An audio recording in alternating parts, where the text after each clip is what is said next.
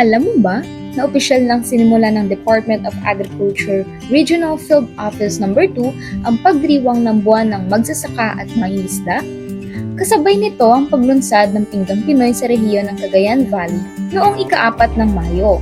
Simple lang ang mensahe ng Pinggang Pinoy, mas balanseng pagkain para sa mas healthy na pamumuhay.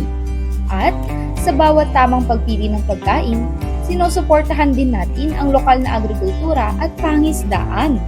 Bilang simbolo ng pagkakaisa at commitment, nakiisa rin ang mga kawani ng DARFO2 sa Pledge of Commitment para sa pagsusulong ng food security, proper nutrition at sustainable agricultural development sa Cagayan Valley. Kanilang pinagtibay ang pangakong maging ehemplo sa healthy eating habits at responsableng food choices. Isabuhay ang prinsipyo ng Pinggang Pinoy sa tahanan, opisina at komunidad. At aktibong isulong ito sa kanilang mga programa, proyekto at pagkikipag-ugnayan sa mga magsasaka, mangingisda at stakeholders.